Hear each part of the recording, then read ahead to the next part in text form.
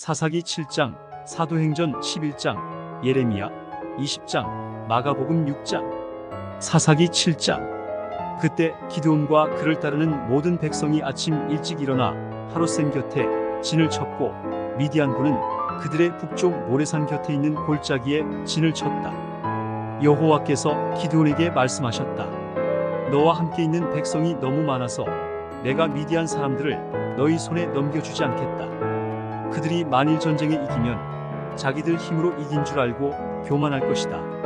그러므로 너는 백성들에게 두려워서 떠는 자는 누구든지 이곳 길라산을 떠나 집으로 돌아가라고 말하라. 그래서 22영명이 돌아가고 10영명만 남았다. 그러나 여호와께서 기드온에게 다시 말씀하셨다. 아직도 너무 많다. 너는 그들을 강가로 데리고 가거라.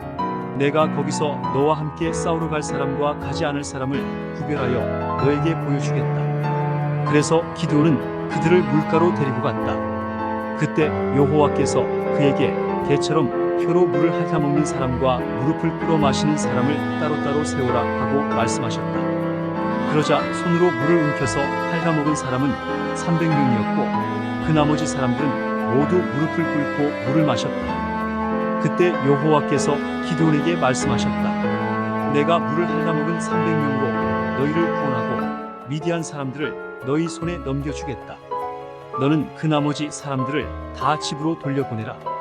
그래서 기드온은 300명을 제외한 나머지 사람들을 모두 집으로 돌려보냈으며 남은 300명은 돌아가는 사람들에게서 식량과 나팔을 인수하였다. 그때 미디안군은 이스라엘군이 있는 골짜기 아래쪽에 진을 치고 있었다. 그날 밤 여호와께서 기드온에게 말씀하셨다. 너는 일어나 미디안군의 진지를 공격하라. 내가 그들을 내 손에 넘겨주겠다. 그러나 만일 내가 공격하는 것이 두려우면 내 부하 부라를 데리고 그 진지로 가서 그들이 하는 말을 들어라. 그러면 공격할 용기가 생길 것이다. 그래서 기드온이 부라를 데리고 적군의 진지 끝으로 내려가 보니 미디안 사람과 아말렉 사람과 동방 사람들이 그 골짜기에 메뚜기 떼처럼 수없이 누워 있었고 그들의 낙타는 바닷가의 모래알처럼 많았다. 기드온이 그곳에 도착했을 때 한 사람이 자기 친구에게 꿈꾼 이야기를 하고 있었다. 여보게, 내가 꿈을 꾸었는데 보리빵 하나가 우리 진지 안으로 굴러들어오더니 천막에 부딪히자 그만 천막이 쓰러지지 않겠나? 그때 그 친구가 대답하였다. 그것은 이스라엘 사람 요아스의 아들 기드온의 칼날이야. 하나님이 미디안과 우리 모든 군대를 그의 손에 넘기셨다는 뜻일세. 기드온이 그 꿈 이야기와 해몽을 듣고 하나님께 경배한 후 이스라엘 진지로 돌아와서 외쳤다. 일어나시오. 여호와께서 미디안군을 다 여러분에게 넘겨주셨습니다. 그러고서 그는 300명의 병력을 세 부대로 나누고 각 병사에게 횃불이 든 항아리와 나팔을 주면서 이렇게 말하였다. 내가 적 진지 외곽에 도착하면 여러분은 나를 잘 보고 내가 하는 대로 따라하시오. 내가 나와 함께 있는 사람들과 나팔을 불면 여러분도 적 진지 사방에서 나팔을 불고 여호와를 위하여 기드온을 위하여 하고 외치시오. 기드온과 그를 따르는 100명의 병력이 미디안군의 진지 외곽에 도착했을 때는 그들이 막 보초 교대를 끝낸 자정 무렵이었다. 갑자기 그들이 나팔을 불며 들고 있던 항아리를 깨뜨리자 다른 두 부대도 그들을 따라 일제히 왼손에 든 항아리를 부수어 횃불을 높이 들고 오른손에 든 나팔을 불며 여호와와 기드온을 위한 칼이다 하고 외쳤다. 그들이 각자 자기 위치에 서서 그 진지를 포위하자 적군은 놀라 아우성치며 허둥지둥 달아나기 시작하였다. 기드온의 300명 용사가 나팔을 부는 동안 여호와께서는 그들을 혼란 가운데 빠뜨려 자기들끼리 서로 치게 하셨다.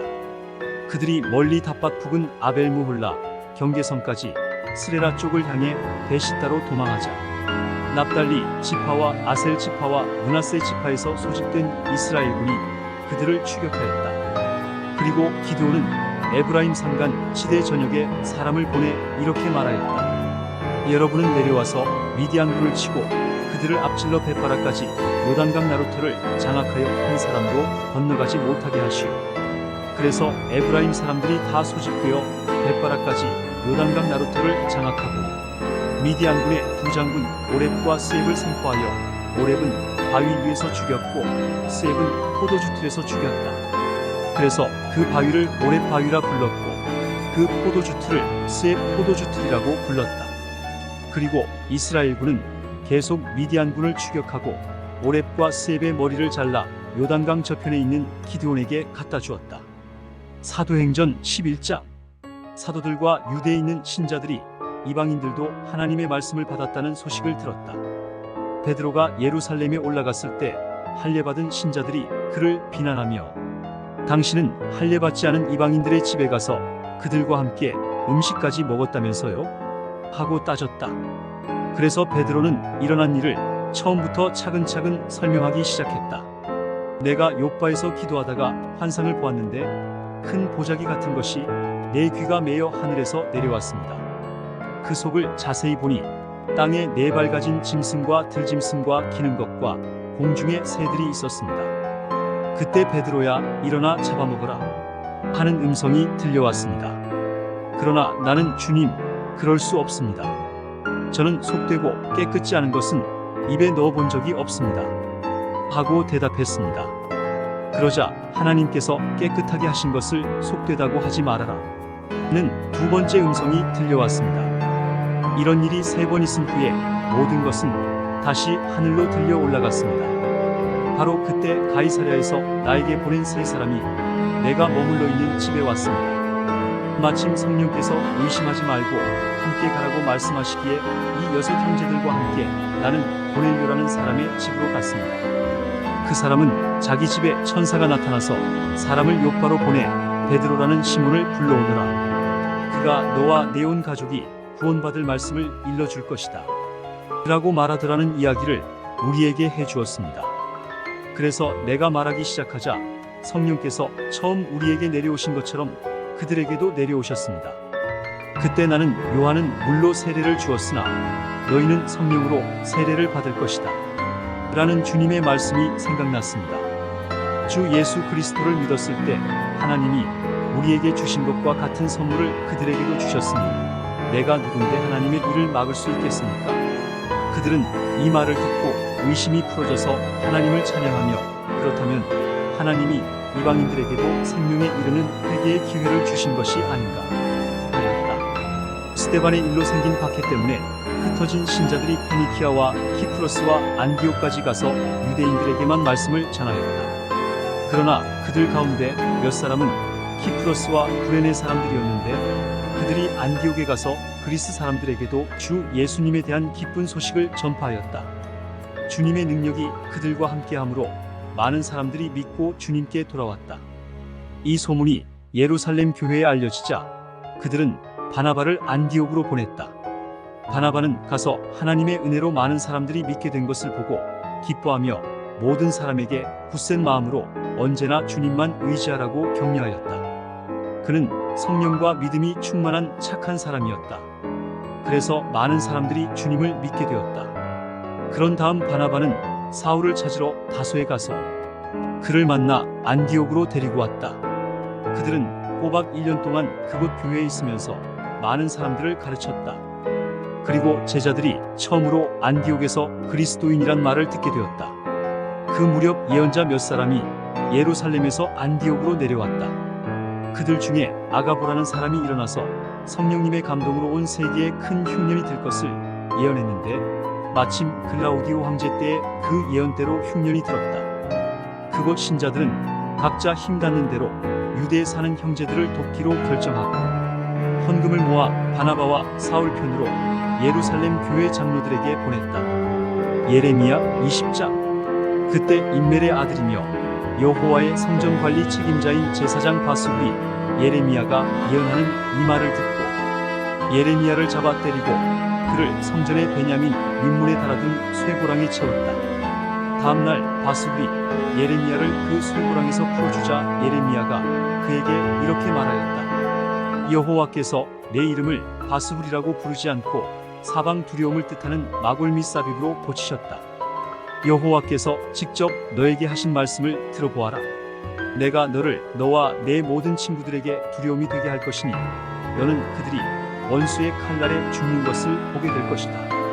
내가 모든 유다 백성을 바빌로니아 왕의 손에 넘겨주겠다. 그가 이 백성을 바빌로니아로 끌고 가서 칼로 죽일 것이다. 또 내가 이 성의 모든 재산, 곧 모든 농산물과 귀중품과 유다 왕들의 모든 보물을 그 원수들에게 넘겨주어 그들이 그 모든 것을 바빌로니아로 약탈해 가게 하겠다. 바수가 너와 너의 모든 집안 사람들이 포로가 되어 바빌로니아로 끌려가 거기서 죽어 묻힐 것이며 또 너의 거짓된 예언을 들은 내 친구들도 그렇게 될 것이다. 여호와여, 주께서 나를 속이심으로 내가 속임을 당했으며 주께서 나보다 강하심으로 나를 이기셨습니다. 내가 하루 종일 조롱거리가 되어 모든 사람들에게 비웃음을 사고 있습니다. 내가 말할 때마다 횡포, 멸망 하고 부르짖게 되니 내가 주의 말씀 때문에 하루 종일 수치와 모욕을 당합니다. 내가 다시는 여호와를 기억하지 않고 그 이름으로 말하지 않겠다 하면 주의 말씀이 내 속에서 타오르는 불길 같아서 내 뼛속에 사무치니 내가 답답하여 견딜 수 없습니다. 나는 많은 사람들이 사방에 두려움이 있다. 그를 고발하자, 그를 고발하자 하고 수군거리는 소리를 듣고 있으며 내가 신임하는 모든 친구들까지도 내가 타락하기를 바라며 그가 유혹에 빠질지도 모른다. 그때 우리가 그를 잡아 복수하자 하고 말합니다. 그러나 여호와여, 용사와 같은 주께서 나와 함께 하심으로 나를 박해하는 자들이 나를 이기지 못할 것입니다. 그들은 실패하여 영원히 잊혀질 수 없는 수치를 당할 것입니다. 의로운 자를 시험하여 그 마음의 깊은 뜻과 생각을 알아내시는 전능하신 여호와여, 내 사정을 주께 말씀드렸습니다. 그들이 주께 보복당하는 것을 내 눈으로 보게 하소서. 여호와께 노래하라. 여호와를 찬양하라. 그가 가난한 자의 생명을 악한 자의 손에서 구원하셨다. 내가 태어난 날이 저주스럽구나. 내 어머니가 나를 낳던 그날이 복되지 않았더라면 좋았을 텐데. 내 아버지에게 아들이야 아들, 자네에게 아들이 생겼어 하고 기쁜 소식을 전하여 아버지를 즐겁게 하던 자가 저주스럽구나. 그 사람이 여호와께서 사정없이 무너뜨린 성처럼 되었더라면 그가 아침에는 부르짖는 소리를 낮에는 전쟁의 함성을 들었더라면 좋았을 텐데 어째서 그가 나를 태에서 죽이시지 않았는가? 내가 어머니 뱃속에서 죽었더라면 그것이 나의 무덤이 되었더라면 좋았을 텐데 내가 무엇 때문에 태에서 나와 이런 고생과 슬픔을 겪으며 수치 가운데서 나날을 보내는가? 마가복음 6장. 예수님이 그곳을 떠나 고향으로 가시자 제자들도 따라갔다. 안식일이 되어 예수님은 회당에서 가르치셨다. 많은 사람들이 듣고 놀라며 이렇게 말하였다. 저 사람이 이 모든 것을 어디서 얻었을까? 저 사람의 이런 지혜와 놀라운 힘이 어떻게 해서 생긴 것이냐? 저 사람은 마리아의 아들 목수이며 야고보와 요셉과 유다와 시몬의 형제가 아니냐? 저 사람의 누이 동생들도 우리와 함께 여기 있지 않느냐? 그러고서 그들은 예수님을 배척하였다. 예수님은 예언자가 고향과 친척과 자기 집에서는 존경을 받지 못한다 하시고 거기서는 아무 기적도 베풀 수가 없어서 병자 몇 사람에게만 손을 얹어 고쳐주셨다. 예수님은 그들이 자기를 믿지 않는 것을 보고 놀라시지 않을 수 없었다.